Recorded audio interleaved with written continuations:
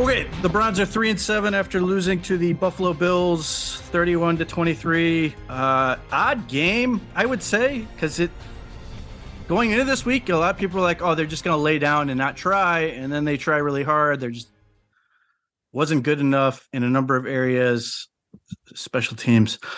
Anyway, there's a lot to talk about, and I'm curious where we are with this team right now. Bree, how are we feeling about what we saw? Because I have a lot of questions. Well, I watched this game, so that's an improvement on my end. I was working the entire game, so I was fairly distracted, which I guess was a good thing because I didn't let certain things bother me. But I think just the theme of this whole season has really been frustration. You could probably pin that frustration on a lot of different places or people, depending on what game you talk about, and particularly, obviously, the losses. And in this particular game, I think the frustration was really Buffalo didn't look that great coming out to start. And right. The Browns couldn't capitalize on moments on offense to really kind of just put the Bills away.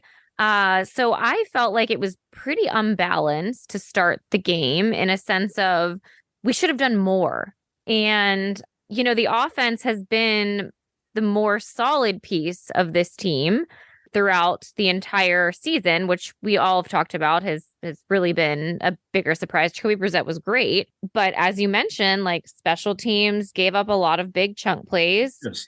That was really frustrating to see. Like, you stop Josh Allen and you don't even allow Stephon Diggs to even touch the ball. Up until like right before second halftime? Quarter. It was near the end of the second quarter. Yeah, and the score was we had 10 points at that point in time. Mm-hmm. And how many trips to the red zone, Pete? Because I don't know all the stats like you do. The Browns got into the red zone, I think just twice at that point. They did some other things that were costly just outside. Oh, the fumble. Did the fumble happen in the first half? It did. Yeah, okay. Because we were driving down it, like, looked like we were about to score again. And that happened, which again, like a theme really for all season has been costly mistakes at the most inopportune times. And this is a team that, quite frankly, can't afford to make those mistakes. Like, they just can't. The Browns are not a good enough football team to be able to overcome not only their weaknesses, but mistakes on top of those weaknesses. Like, right. This team is just not built to withstand holding a team as talented as the Buffalo Bills and Josh Allen, because you knew they weren't going to be stalled the entire game. Like, my expectation was like that wasn't going to be a 4-quarter situation. And they were going to start to turn things around, and they obviously did. But you can't have those types of mistakes against teams that are that good, that can come back from, you know, maybe their struggles. So that's where I'm at. It's just mounting frustration week over week, much like my life/work situation right now. Right. So I don't know, Pete. Like, what you just described is a mediocre football team. Yes. Like when you can't make mistakes, because you know who could make mistakes in this game? The Bills could. Exactly. The Bills could make mistakes and they could overcome because they have more talent than the Browns. They're a better football team than the Browns. I agree with you 100%. Like, and this is not the first game we've dealt with this. And this is why, it's the theme of the season. Well, I mean, specifically in terms of people like, well, look at the offense. The offense is doing such a great job and the defense isn't good enough. Okay, but this is a game where it played out a lot like the Chargers game. They score the first drive of the game again, right down the field. Like, Pete, I'm kind of at the point where I'm like, I don't think I want to score on the first drive. Well, they have not won a game yet where they've scored first. I know, on the first drive of the game. Like, I'm like, don't do that. Just wait. Just take some time. The weird trends are like the year that the Browns are basically on punishment from primetime games. They're undefeated in primetime games. There's a lot of those weird stats. But here, like, stop being so good on the first drive, right? Like, let's stop doing that. So, okay, stop giving me hope, Browns team. So they score on the first drive and they score on the last two drives. They score touchdowns on the last two drives. So there are 7 drives in between. They get a combined 3 points. Don't tell me that the offense was great the whole game when they got 3 points in 7 drives. Like, this is the problem. And like, you come out of this and you go, Jacoby Brissett, 324 yards, 3 TDs, which, by the way, stunned me when I saw it after watching the game. I was like, wow, I did not realize it was quite that much. Obviously, the touchdowns were all throws, but it was like, that's great. But it's also in part because the other team is saying, go ahead and do this. Right. Nick Chubb getting 19 yards. You're not going to beat us with Nick Chubb getting 19 yards. And like, the way you sort of look at this is like, if I'm playing Bree's high school team, I have to stop Bree, make somebody else beat me other than Bree. Mm-hmm. It's the same concept. Like, if you look at it basketball, you're like, make the other people on the team beat me. Don't let the superstar beat me. That is what teams are doing to Nick Chubb. And it doesn't make Jacoby Brissett's accomplishments less than, but it does put into perspective what other teams are trying to do. He had 324 yards in part because the Bills were like, do this, because they know, or teams know, that Nick Chubb is the difference between being a consistent offense and being an offense that sort of has these like false starts and mistakes, and they can't sustain a whole drive of like Jacoby Brissett. And like, it's weird. And like, you go back to 2020 and Baker Mayfield's rookie year, and there was that point, you had that feeling at times when they were really good of being like, Baker Mayfield's rookie year in 2020, where like, mistake, who cares? They're going to get the ball back and they're going to score, because that's really how it felt for a little while, that little run, his rookie year, and then 2020, you're like, whatever. You can't do that. Like, that fumble hurt a lot. And look, it's awkward. Yeldy Froholt thrown into the mix at center on short notice. He's been playing guard. I do expect it will get better. And it did get better in that game. It's an awkward transition to suddenly go from just, being a guard to snap the ball and get hands on and stuff. So he left the snap short, they fumble, boom. Like, those are tough.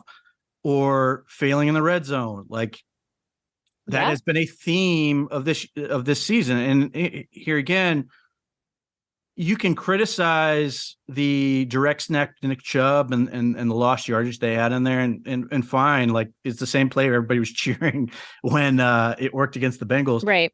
But the next 2 plays, off the hands of Harrison Bryant, off the hands of Pharaoh Brown. Like, they had chances to get both.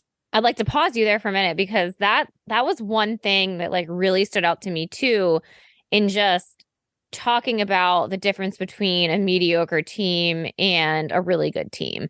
And I know people are very critical of Kevin Stefanski, particularly, they get frustrated with his play calling as a head coach.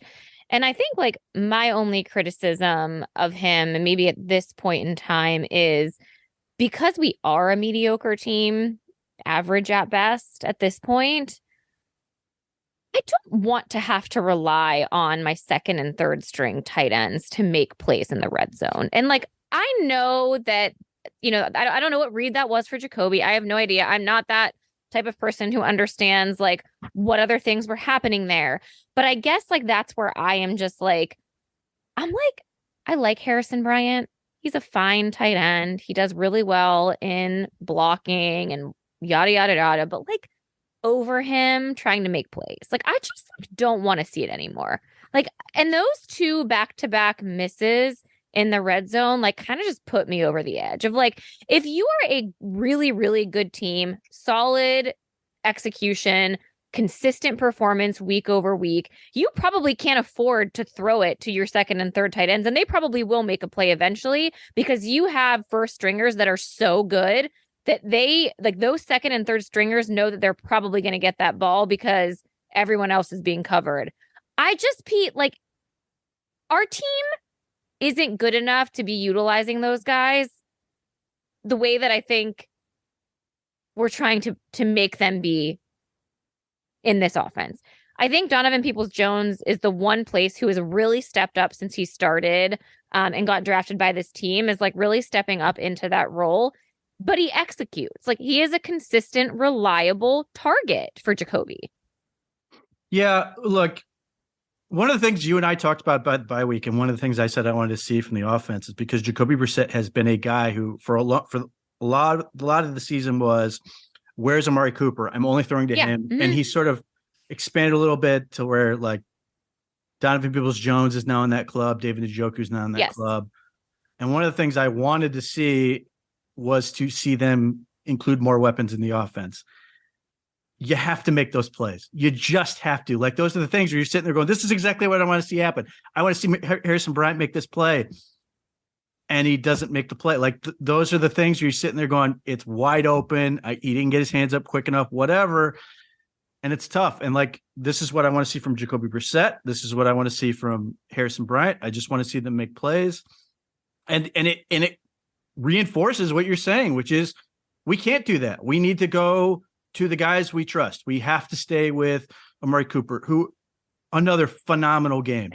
And was that the play that he kind of threw his hands up and like after the play happened because he was open? Like, I can't remember like what happened, but I remember them panning to Amari Cooper after a play where he was kind of like shaking his head. I don't know if he was open and he wasn't even looked at or what. I don't know if that was the same incidents or not, but I just remember that. And yeah, I'm just like, Pete, at this point, like, I'm just over it. I'm just over trying these things out because like, we're just not good enough. And like, I like Jacoby too. I think he's done a really good job, but like, he's also not going to be perfect. So like, right.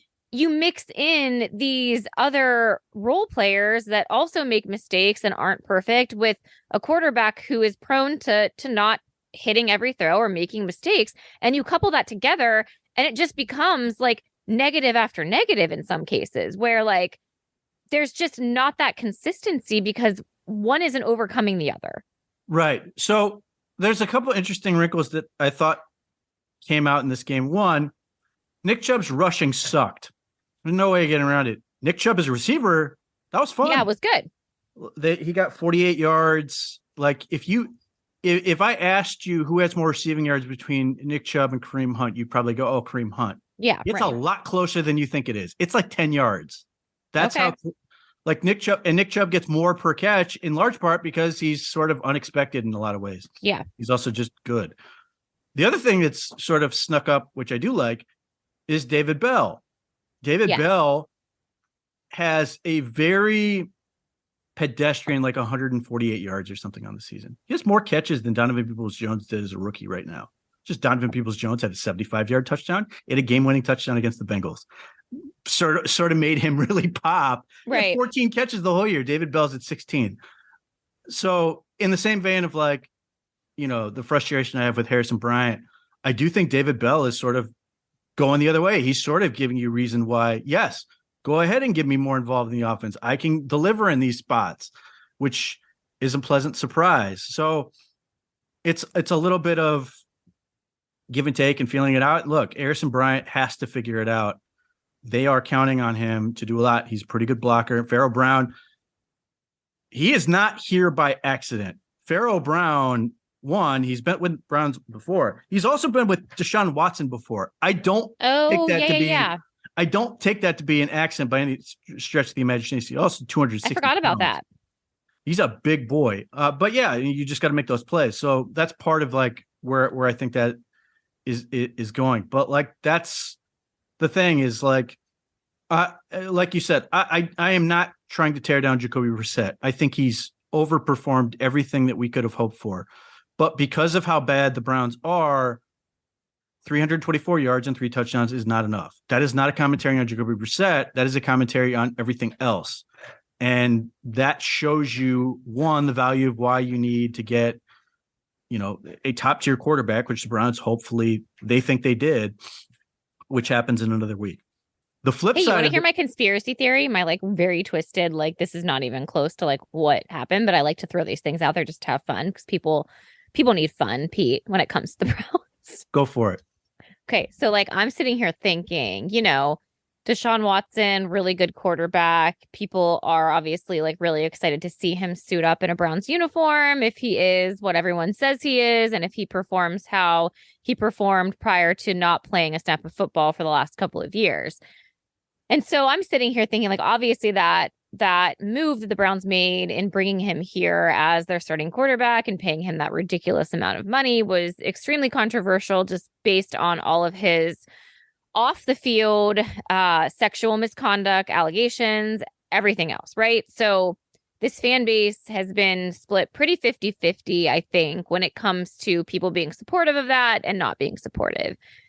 And I'm sitting here thinking, like, are the Browns like losing these football games so that people are hoping that when Deshaun comes back, he performs really well, they start to win football games, everyone hops back on the bus. So like, because like I'm sitting here thinking, as someone who was very conflicted about the whole thing, but still a Browns fan, still watching Browns football, like I didn't walk away from being a fan of the team.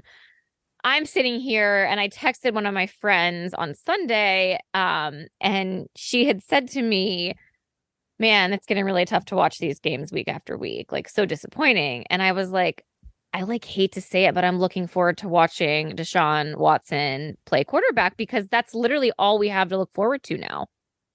Yeah. And I'm like, is this like, was this all part of the master plan to get their fans back in on like wanting to then root for this guy who people were questioning just in general? Yeah, I mean, I know that Pete, I will say, I know that this team is not losing on purpose because of that. But no, my but conspiracy theory mind started like going down that path. It's interesting because you and I have been very upfront, and we're not going to get into again what we think of the person who is going to be the quarterback of this team. But we are both morbidly curious to see how good this can be with him. It's, just weird, but it's also like, okay, they got this guy. What can he do? He is pretty good at playing quarterback. Like, is it worth the hype to see if he can do it? So that part, yeah, I'm with you. It's like, it's one of those things you're sort of like, should I not be looking forward to this because of everything that happened to it, or is it like, okay, yeah, and like it's the reality too, because it's going to happen. So we have to start getting comfortable with that change. And I feel bad for Jacoby because I do feel like our record should be way better than 3-7 right now. And who knows what's going to happen on Sunday with Jacoby. But, like I thought he played way better than we could have expected. And to like hand over the reins with this record is really disappointing. And I do like feel for Jacoby because you don't question his heart or his effort, right? Like maybe you can question some of the players and how much they're putting into it. But Jacoby's one that I don't think is taking it lightly. And to be honest, Pete, like he has the biggest excuse out of any single player to just kind of throw in the towel, right? Yeah. I mean, like there's a lot of things that Jacoby said, like, and I wrote about this in saying that like he's taken this team as far as he's capable. It's a flawed team.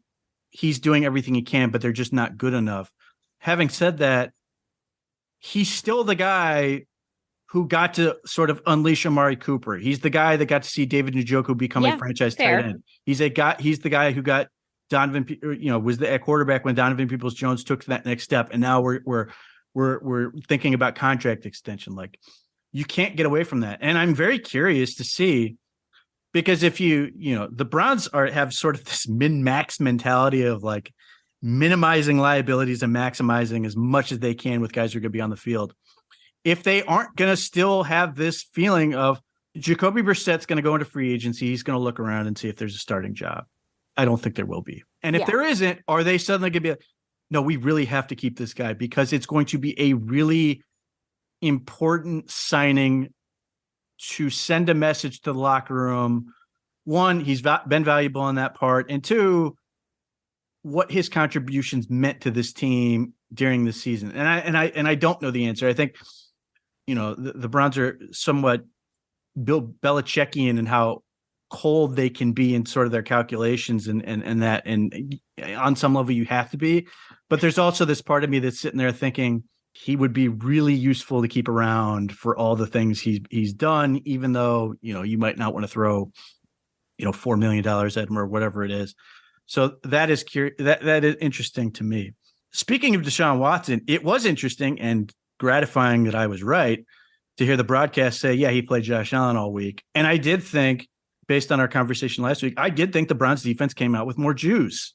I thought they had, and some of that undoubtedly is coming off being embarrassed in Miami. And some of that is playing in the Dome and not playing in Buffalo. I expect they had a little extra spring in their step at knowing they didn't have to actually play in that. But they did come out and play well. And this is the thing, most people expected the Bills to win by 40. Yeah. And the Browns defense came out initially and they got 3 and outs to start the game. And unfortunately, because of abysmal special teams, one of those 3 and outs was already in field goal range because they had a 28-yard punt return off a crappy punt. And the thing that I have a difficult time doing is how many times do you want me to hold the defense against this team? The defensive tackle play is god awful. How many times do I need to be mad about this thing that I knew is happening basically for the most of the season?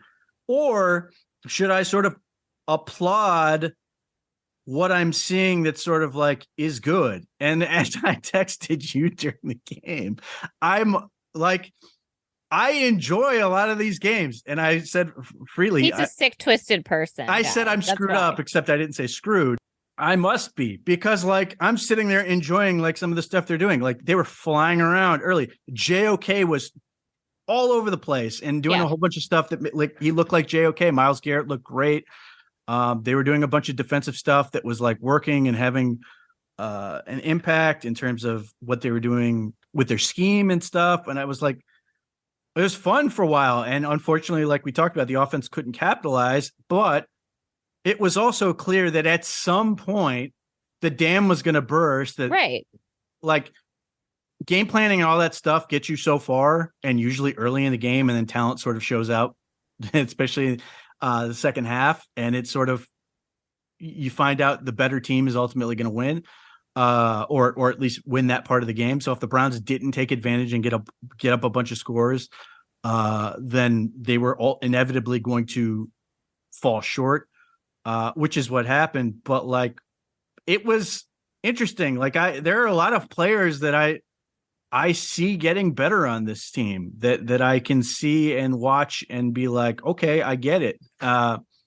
Delpit, I continue to see flashes of stuff I like about him, and how he plays the run and some of the other stuff. And he's a guy who had his sort of rock bottom moment seemingly against the Patriots, where he was, as he freely admits, worst game of his life. He's gotten a lot better. And does that mean he's a Pro Bowl player? Of course not. But, from where he was to where he is now, certainly we've seen improvement. Denzel Ward looks like Denzel Ward, thankfully. It's taken a while, but we're there. There's a lot of these players you sort of look at and you go, okay, Sione Takitaki, if nothing else, is effort and heart and whatever you get else. So it's tough for me to beat him up. At the same time, I gave up, 6 field goals in addition to 2 touchdowns, and they held him to field goals. Those could have been 6 true. touchdowns. That's part of it. That was sort of I mean, that's the other part about the offense. I'm come on, man, they're trying, they're giving you something. And it's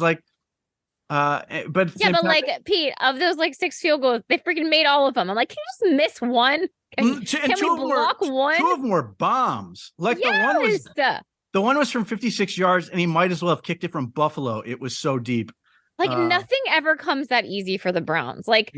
Our team lines up for anything, and I'm oh no, doomsday written all over it, right? And then I have to watch the opposing teams that we play just make really difficult things look super easy. But again, that's the difference between a good team and a mediocre team. Well, and then there's another level where it's the Browns, where you fall short. You're in the red zone, you don't get it, and you're going, okay, we have to settle for 3. No, field goal blocked, get 0. It's tough to I don't coach kicking. I have no interest in coaching kicking. I think most of the issues on the protection, but is there potentially a trajectory issue? Maybe. ultimately, the fact of the matter is that they're getting way deeper than they need to be, and they're getting to the ball. And it's another series of just special teams failures. And they had, for all the stuff they did wrong, which was a lot, they had their chance to redeem themselves at the end. Oh, I know. And 17 seconds left, Pete. For someone who, not going to lie, I think it was at some point in the third quarter that I was like, no way this team has it in them to fight back and win this game. And I'm a pretty glass half full optimistic person, even when this team has shown me time and time again that I shouldn't be. I did hold out a little bit hope when we scored that touchdown to take the game to 23 points, to what, 31? Had his hands on the ball. I'm like, this is our moment. This is our moment to recover the onside kick and to go down in 17 seconds and score a touchdown and freaking win this football game with a 2-point conversion. No, we would have needed to. Yeah, no, score and convert the 2-point conversion would have tied it. Okay. So yeah, I was sitting there thinking with 17 seconds left, like maybe this is our moment where the tides turn and we actually catch a break on something. But no. Well, it would. I was like, you're sitting there and then going, they get the first touchdown. Okay, it's a garbage time touchdown, whatever. And then they get the ball. Of course, Buffalo kicked another field goal. And then they get the ball back and they drive right back down the field. Donovan Peoples-Jones gets his first touchdown of the season in front of and his family was there. That was so pure. 100 friends and family in this game that just happened to end up in Detroit, which is great for him. And all of a sudden it's 31-23 and that ball comes off of Cade York's foot. Yeah, it was makes amazing. This spectacular bounce, the perfect kick. And it goes right to Ronnie Harrison's hands and he just can't squeeze it. I know. And look, as somebody who coaches a team who did a whole lot of onside kicking, I know the pain of that, where you can be that close and you're just like, oh my God, maybe this is our Jets redemption moment. Right. And then no, of course not. But you know what, Pete, if that would have happened and we would have recovered it, we probably would have scored a touchdown and missed the 2-point conversion. So I'm like, it doesn't even matter. Like I could have been excited about that. And like something goes horribly wrong right after, like to break our hearts a different way. So, yeah, so like I come out of that game and and a lot of the talk week in and week out is about effort. I saw a team that played with a ton of effort and is just wasn't good enough to win the game. And that's not, look, they lose. So you're sitting there going, well, it sucks. They lost another game. And yet part of me is like heartened to the fact that they at least played the Buffalo Bills all the way to the end of the game, a team that's, considered a Super Bowl favorite. And played them. And even in that, I acknowledge the fact that they had one full team practice because of illness. And then they had they missed the practice because of the snow. Nevertheless, there's all these accusations that this team is quit on coaching, which I think is absurd. And two, is sort of like, mailed it in. I don't see that either. Now, it doesn't change the fact that they're 3-7 and it sucks. Can I ask you a question though, Pete? I know not this particular game necessarily, because I thought that we might see some of the guys kind of throwing in the towel, especially on defense, because I mean, again, it was just demoralizing from a run game perspective again. Mm-hmm. But like, do you think that there's any difference in terms of like offensive perspective versus Steve? Obviously, the offense has been better than average, and the defense has been the below average for the most part. They've had their flashes, as you mentioned, in terms of players, but do you think that the attitudes are a little bit different depending on what side of the ball you're looking at? Yes, I would categorize the offense as being professional. I would categorize the defense as being childish. And that's it's like so bizarre to me because, I think there was some speculation that there was a locker room problem last year and that problem is gone. Or even if you want to say that it wasn't one person, maybe there were a couple of people. Those people are no longer in the locker room on this team. And it still feels like there's just so much immaturity surrounding this team, particularly on the defensive side. Like, I do feel like the offense does seem to be more professional, more polished, more put together. Now, bear in mind, a lot of that is because they are literally older and grown up Yeah. and Yeah. adults. I mean, that's a factor. In the we've talked about this before. The defense got younger this past offseason. The year they probably couldn't afford it, and a lot of that is because of what they did at the quarterback position, going and getting Deshaun Watson. But in the same way that I never bought the idea that this whole Odell Beckham Baker Mayfield spat, which if it even got to that point, sounds so silly, was like the problem. I don't think the there is no easy answer. Like right now, the easy answer being thrown around is, if you get rid of Joe Woods, things will be better. All it's going to show you is that you have a bunch of children in there that have to figure out if they want to be professionals, and Joe Woods or no Joe Woods, that's not going to solve the problem. And you can tell me if I'm screwed up, and I would love to hear from listeners on this. I always feel like stuff is a much smaller deal than it is. Now, I think some of that I may end up being wrong about in terms of maybe how bad it was with Baker Mayfield. Even then, I still think a lot of that was overblown.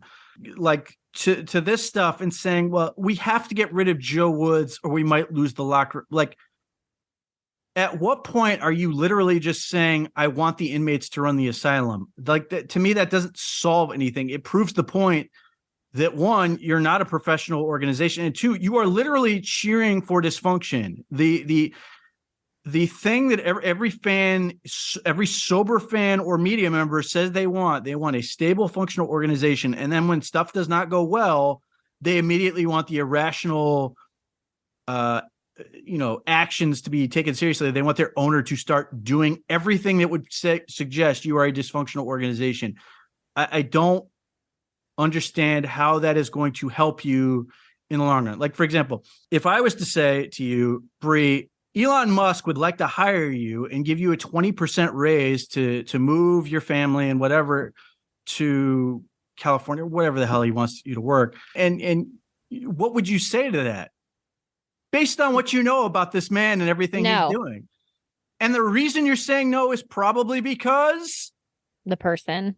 Well, I would also say there's that, but you don't want to pick up and move your whole family to a situation that's clearly unstable and could blow up in a minute. And you've done all of this stuff.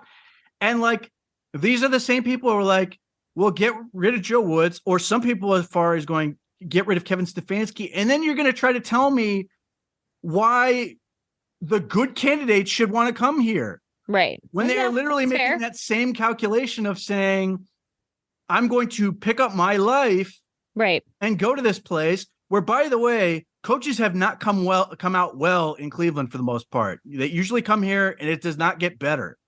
So, and how many, to your point, how many people go on to do something even in the league? I mean, how many ex-coaches do we have that are somewhere else? I mean, obviously outside of Bill Belichick, but I'm talking recent years. But, just since 99. It's not pretty. Yeah. I think Pat Shurmur's the only one who's got another head coaching job, and he failed miserably at it. But at some point, you would think people would get tired of having seventh choice, which is usually where the Browns are at. Hugh Jackson was the biggest hire that this team has had. He was a disaster. At some point, you have to look at this from the standpoint of what would you want to have happen for you to work at this place? And the answer is not to basically encourage the owner to be irrational, because literally Elon Musk, and without getting into a whole thing, is running Twitter like most fans would like people would like their owner to run the local football team. Or you could just imagine. That's where we've been, though, Pete. That's what we've been. We've seen this film before. Right. We've read the script. We know how it ends. Honestly, we should be happy that Kevin Stefanski and Andrew Berry have gutted it out. Yes, I'm still blown away by the fact that Kevin Stefanski applied for this job twice. But or just imagine Elon Musk bought a football team. What would that look like? It would be, maybe it ultimately works. I'm not going to.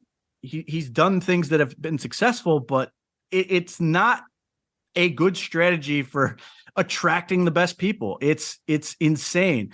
So to pivot off this and what I would, again, I would call as amateurism on defense. Like the comments coming out of that game, I feel like a crazy person because I listen to what players are saying, and then I listen to what people are telling me they're saying, and they are completely different.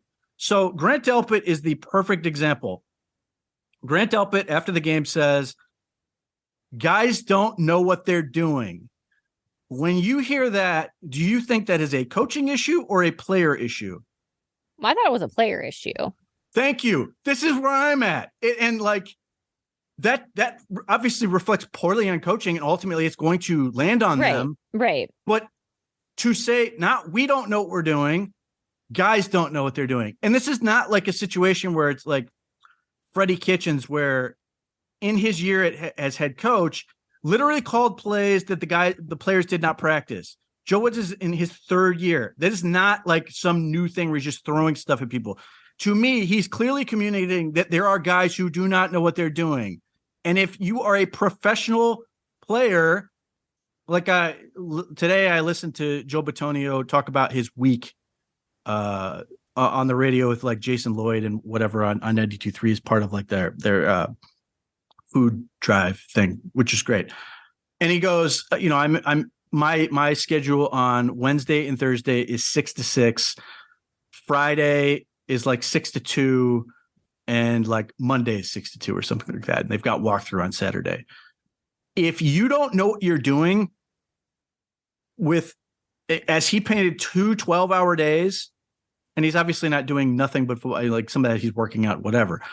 But like you have that much time and you can't figure out what to do, that is on you. It is like, to me, it is like going into your kid's teacher and going, why is my kid failing? And they're sitting there going, they're not doing the work. And you're going, no, that's your fault. Yeah. Well, that happens. Right. It does happen. Like, that's the problem. It's like, if you have not figured, like there are a certain amount of hours that like a player is required to be in the building or whatever. The rest of that is on their own time. They can absolutely go figure this thing out with coaches on their own or whatever, other players, and put in that necessary work. That is clearly not happening. And ultimately what's going to happen, and like people talk about throwing this idea of accountability and all this, which again, we've talked about, this is sort of lost all meaning. That's going to come at the end of the year. At least for players, you are going to find out real quick who the Browns think are professional and who they don't. Like Perion Winfrey right now does not look like to be a professional football player. No, clearly. I hope he grows up real quick, because it wouldn't surprise me if he's not here next year, if he can't figure it out real fast. He'll get the training camp and all that. But like I said, it's not going well for him. And there are clearly other players on defense, and I think defensive tackle is like the biggest problem. Like Jordan Elliott coming into the season, like when they were building him up and saying this is a big year and he changed his body and all this, clearly said as much. I didn't take it seriously for the first 2 years. Yeah. Okay. Should I trust that you're doing everything you're supposed to now with your track record? Of course not. Is that the coach's fault? No, it is on the organization for picking him. You can absolutely blame it. And that's why I say the whole thing is sort of an organizational problem, that they've identified these players and done this. And it's an organizational problem, unfortunately, that in acquiring Deshaun Watson, that they have such a leadership drain on the defensive side of the ball. And even if you don't want to specifically point to leadership, although I would, it's just, you don't have enough professionals in that building. So if you are of the belief that the players are blaming Joe Woods, which I don't hear, I literally do not hear this. Maybe they're saying it in private. The guys who the Browns have said are foundational players, Denzel Ward, he's a great defensive coordinator. It's on all of us to figure it out. Sione Takitaki, he's not a money player, although he's good. Hopefully he gets re-signed. I think it's fair to say he is a professional football player. It's not on him. It's on us. At what point are you listening to them and going, okay, it's not coaching? It doesn't mean that Joe Woods is going to stay another year. We're getting to the point where I think that ship has sailed, and I don't think it's entirely his fault. What I would say in terms of Joe Woods is he has been saddled with a situation that is not going to work. And I don't know that he's the answer to the problem ultimately. But we'll leave that there. But the idea that the coaching is the problem in some level, I mean, it also, like I said, you are responsible for the product on the field, but players continuously say over and over and over, we've got to do it. We've got guys who don't know what they're doing. We've got, the attention to detail. Like Myles Garrett is very good at using coded language in his, where he's talking about, we've got to maintain focus, attention to detail, all these other things, to not come away with going, it's amateur hour in that room. And I think, we'll get there. I think some of his comments are frustration because he's sort of forced to deal with this environment. Yeah, and the truth is probably somewhere in the middle too, because you probably do have some players that are not a fan of Joe Woods, and you probably have some that are, and then you have players speaking out in the media, and I don't know, Pete, it's just a lot of finger pointing, regardless of who it's at. It's a lot of finger pointing, and unfortunately, it's happening, I think, because they haven't been playing well. So they're getting questions about why. Why is this not working? They're saying that they're addressing things. They have the inconsistent games of playing really well against the Bengals and then coming out and looking terrible against Miami, and then the accusations of not even putting in the effort. And then you have obviously this week's performance of getting run all over the place again. And people want answers, right? And that's the media's job, to ask the questions. And the players are answering things a lot of different ways. And a lot of things are left, up to interpretation for people to take it however they want to take it, or hear what they want to hear. And I think that's the key phrase. Yeah, hear what you want to hear, create a narrative out of what you want to hear and what suits your perspective or point of view, and talk about it like we do on this podcast. But yeah, I think it's just a lot of frustration mounting over, and unfortunately, like, that's all coming out, and it's actually like not that different, Pete, from what we dealt with in last year in 2019 with the offense and Baker Mayfield specifically, where they weren't performing, they weren't executing. There was questions about players and spats and are you getting along and what's happening and yada yada yada, and like we all know how that ended up. But it's not really surprising to hear some of these quotes being said. If they're winning, like, these aren't even questions, they're not conversations. But until that happens, like, it's going to continue to be this way. And like, I think unfortunately for Joe Woods, like, this may be the end of his time, just based on what's going on right now and the overall performance, because at the end of the day, like, he is the one that is in charge of all of this, and he is the so-called boss. So, unless they turn over, I don't know, 90% of the defense, which I would find very hard to believe. I don't know how they fix this, but I don't think it's going to happen anytime soon. Like, I really don't. What isn't?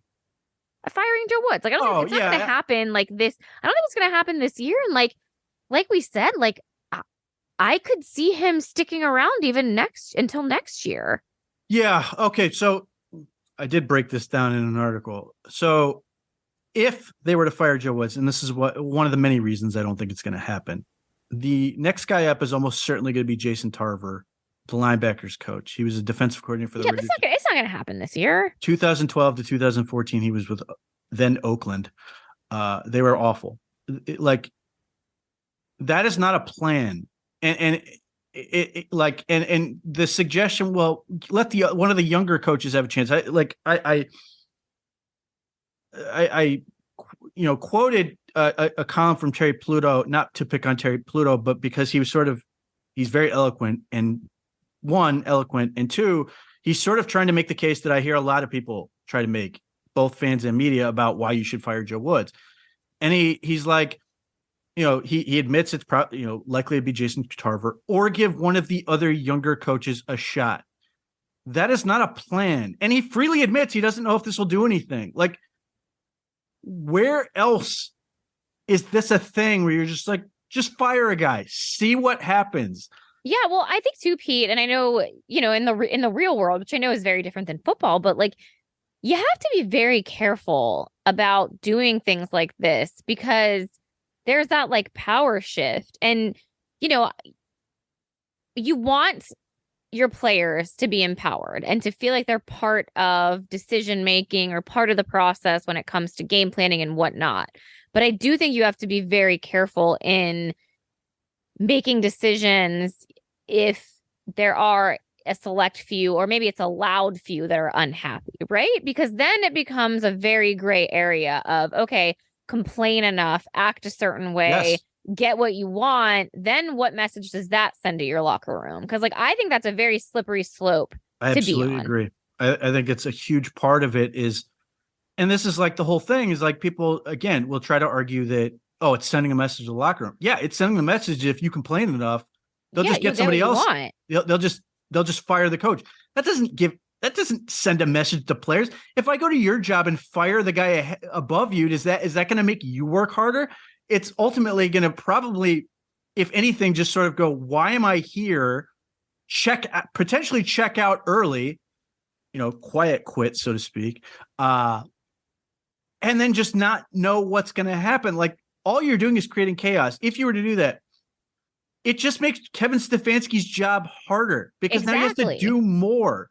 Because now he has Exactly. he obviously he has to sign off on Joe Wood's game plan, but now he has to sort of babysit potentially what else is going on. Like, part of Joe Wood's job security is the fact that I don't think his defensive staff is particularly. It's certainly not experienced. I would argue. I think it's underwhelming in certain respects. I think Jason Tarver's a really good linebackers coach, but like, Chris Kiffin was going to be was the co-defensive coordinator for his brother for 1 month before coming back to the Browns to be defensive line coach, and the DB's coach. This is the most senior position he's ever had. Like, what are we doing here? And his whole career in the NFL is Browns and Vikings. So you're basically just saying, create chaos for the sake of creating chaos, and then saying you guys can figure it out. That doesn't answer any questions, which is the theory of the case. You're going to find out, well, it's not really the coaching, or you're going to find out if it's not coaching, it's on the players. And like, citing Freddie Kitchens as an example of where this worked. Last I checked, that did not work. Correct. We got a nice little boost for a little while, and then we hired the guy to be the freaking head coach for a year and wasted it. So Yes. is that your definition of success, that we want to find the next Freddie Kitchens? Like, I don't know how that helps you. But again, my point throughout this is the Browns are not an attractive enough job to keep doing this. You need to think of this in terms of what is going to help the Browns sell this job. It should be, one, let Kevin Stefanski run it. If he's your guy, let him run it. And then two, create enough of an environment that if people are going to ultimately be fired from this job or whatever, they should come out of this job better for it, not worse. And that is a real problem, because people will try to argue with you and say, oh, that's one of 32. Of course, somebody wants that job. Yeah, but they are also conscious of the job they're trying to take, because they understand, unless you're Josh McDaniels, you're only going to get probably one shot at this. And even with Josh McDaniels, he had that whole fiasco with the Colts where he basically pulled out because he wasn't sure about it. That's what you want to avoid. So like, people are like, well, why didn't the Browns interview Mike Vrabel? I can't say this for sure, but I'm willing to bet heavily that Mike Vrabel's like, I don't want anything to do with this. Yeah.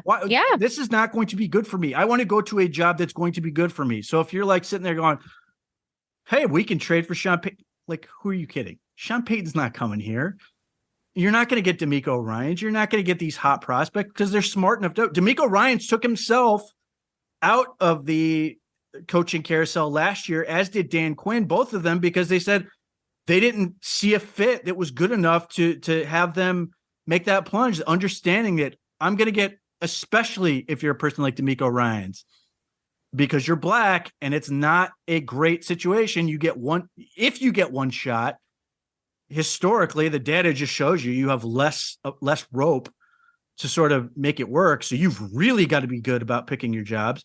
So what do you have to make this an environment that's going to say, we are giving a guy a shot, a real shot. And in the case of Kevin Stefanski, you would be firing a guy who gave you the first playoff win since the team came back in 1999, and the human shield that has eaten up all the criticism for the past 7 months, so you didn't have to in regards to Deshaun Watson. And granted, I understand that Stefanski and Barry drove that bus. Nevertheless, ownership, other than the horrendous press conference that they had, have been basically shielded from this whole thing. To then, and I don't think they're going to do this, but to then fire them, who is going to want this job? Yeah, we talked about that. Like, I don't talk about not appealing. Like, the Browns alone as a job is not appealing. And then you have the PR nightmare that is dealing with this whole thing.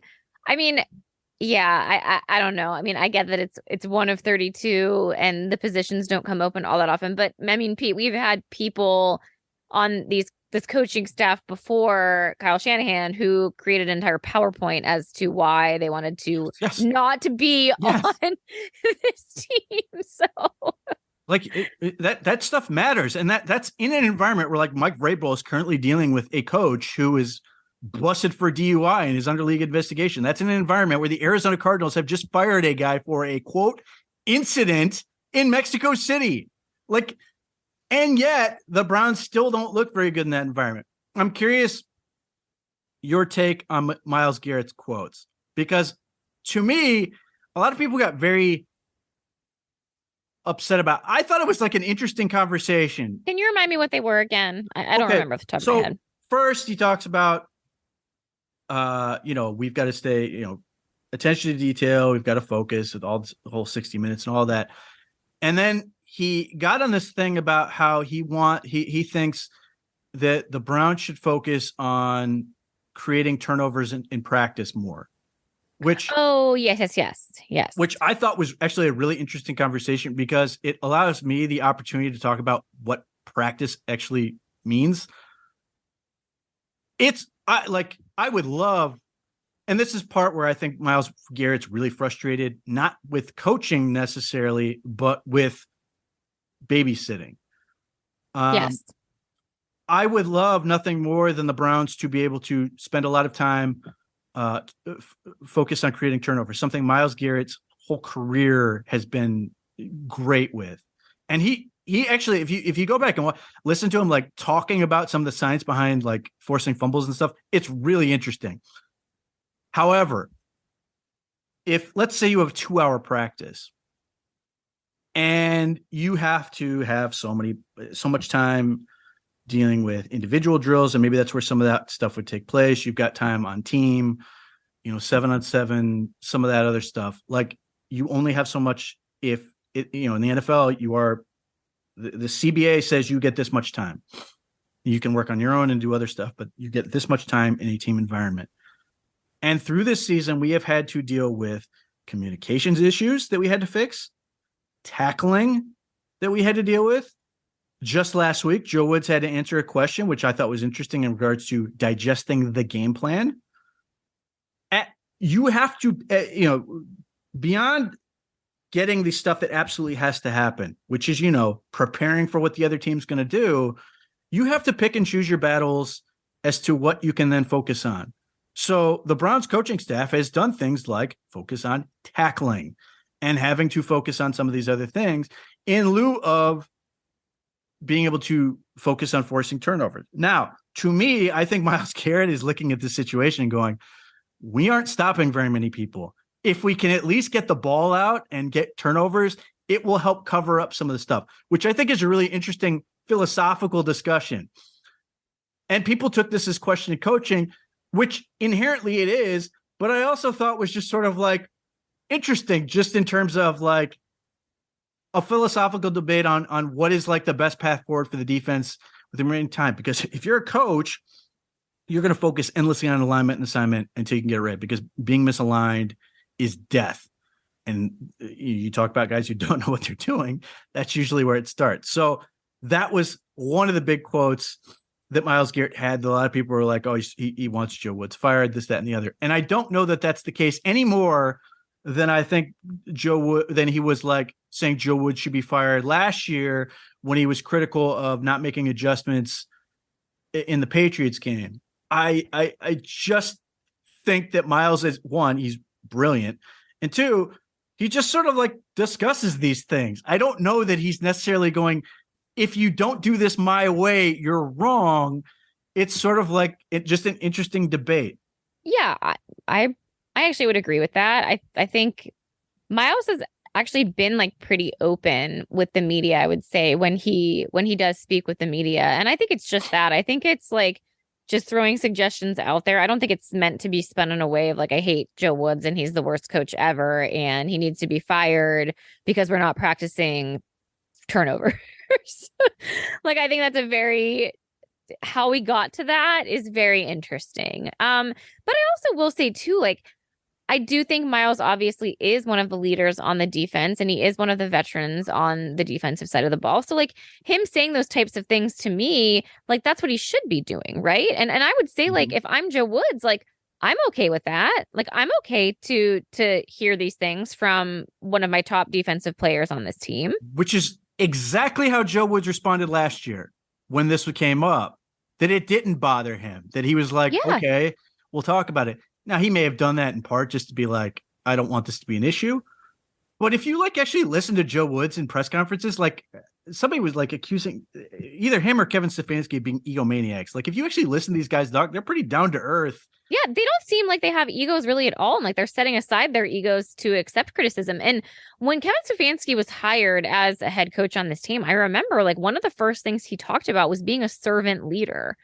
And that he was very open to hearing his players' feedback when it comes to game planning and when it came to scheming different things. So like I'm just assuming that him and his entire staff have that same mindset. Like I'm assuming he's surrounding himself with like-minded individuals and coaches that have this similar way of going about things. So yeah, and anytime I've heard Joe Woods talk, like I actually like him and the things that he says. Yes. Like he doesn't seem to beat around the bush, Pete. Like he does seem to address things head on, and he doesn't seem like he's surprised by any of these things. It seems just very open and honest and transparent. And that's what I would want to hear from a coach on my team. I'd rather have the transparency than like a defense mechanism every single time someone goes up to speak to the media. Yeah, like even this past week, he's like, I think it was Cam Justice was like asking him about like, you know, about criticism and stuff. He's like, yeah, some of it's warranted. Yeah. Yeah, like he's not hiding from it. He doesn't like, he's not trying to tell you that like, no, he's not, you know, Greg Williams would be more on the camp of, no, I'm right, you're wrong. Yes, exactly. I never get that sense with Joe Woods. And again, none of this is probably going to save him, but I never get this sort of idea with it. The other thing I sort of come away with this Myles Garrett, I get the sense that he has very little patience for nonsense. In other words, guys who want to work hard and are sort of like have a similar mindset in terms of like wanting to be great, I think he works really well with. I think he likes those guys. I get the sense that he really likes JOK. I get the sense that those guys are like sort of simpatico in terms of how they think.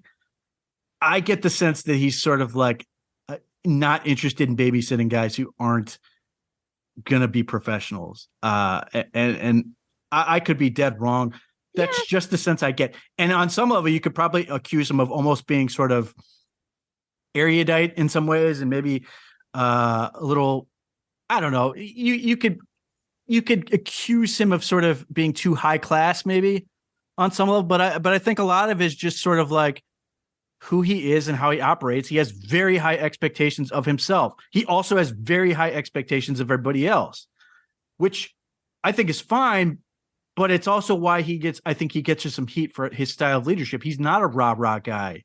He wants to get guys that are in like him, which, you know, we go back to like Baker Mayfield.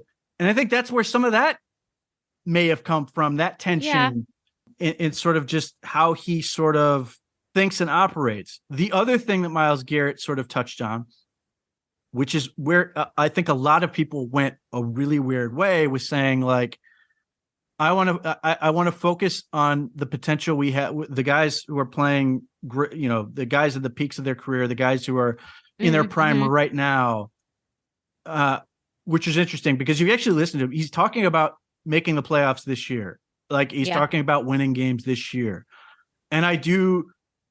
And I think that is what he's trying to say is, one, he doesn't want the season to be over with. He wants to win. He wants to make this thing happen. I think he's trying to send that message to his teammates. And I think there is a part of him.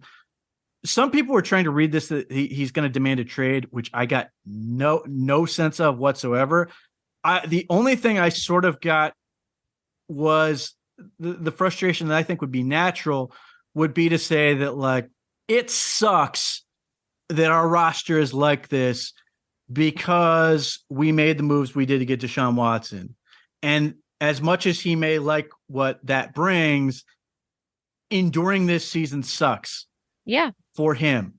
And I think he's talking about more than him. I think he's talking about guys like Nick Chubb. I think he's talking about guys like Joel Bitonio. Yes. I think that was because I totally understand why that would be frustrating.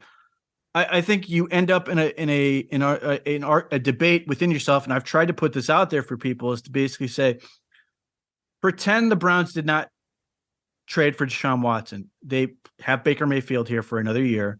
Mm-hmm.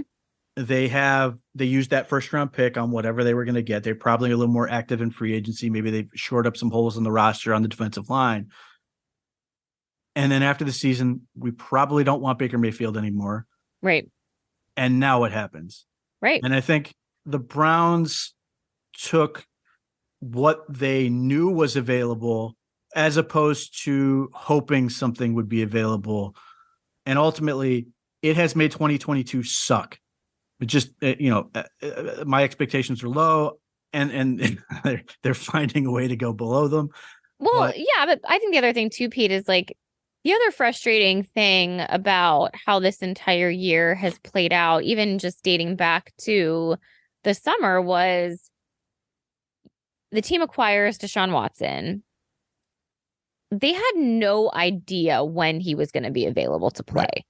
And you go through the entire spring season, the mini camps, whatever, most of your training camp without still knowing how many games you're going to have at quarterback. And like, I do think there is something to be said, because when you think about the initial suspension of 6 games mm-hmm.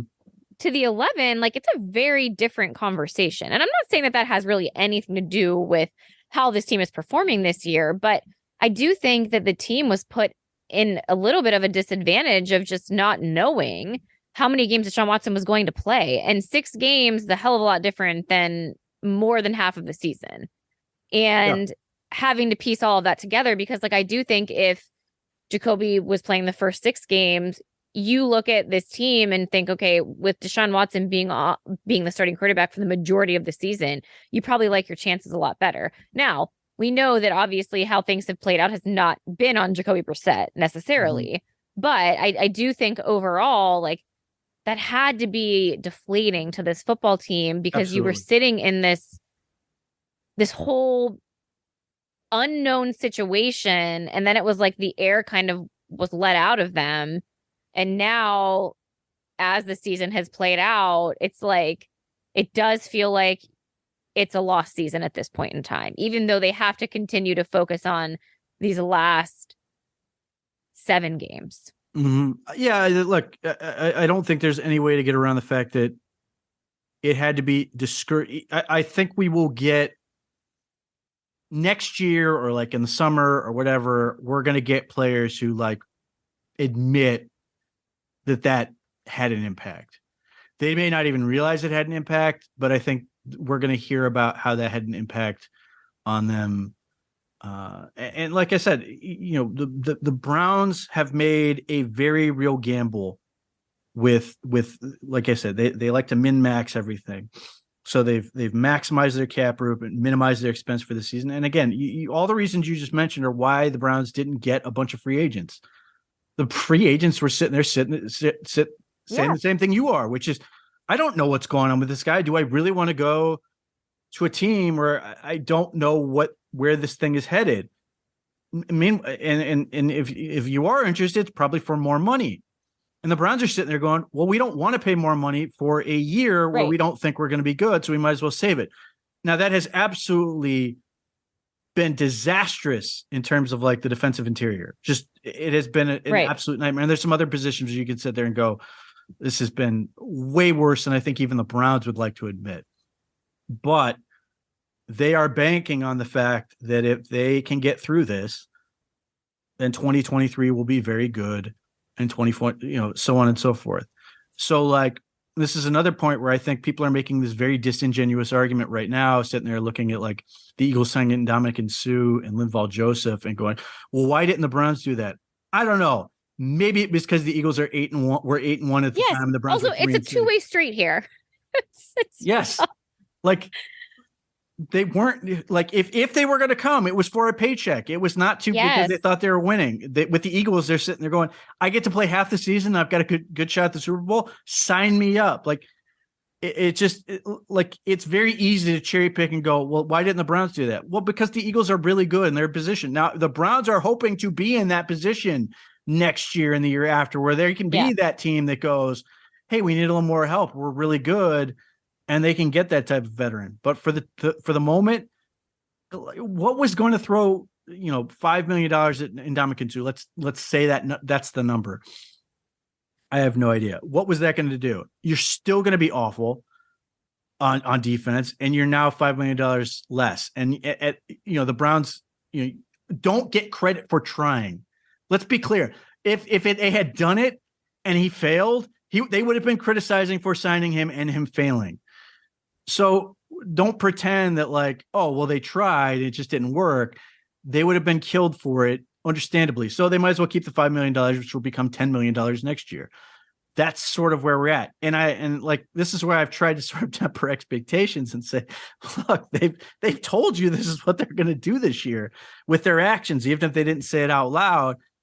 And unfortunately, like, you have people who want to blow this thing up before we even get the guy, the biggest trade in franchise history, before he even sets foot on the field. We want to fire the coach that brought him in.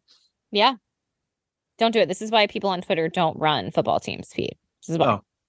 Unless Elon Musk buys a team. But then anyway. Let's not put that in the universe, okay? Well, he would have saved him a whole lot of money if he did. Anyway, this was fun.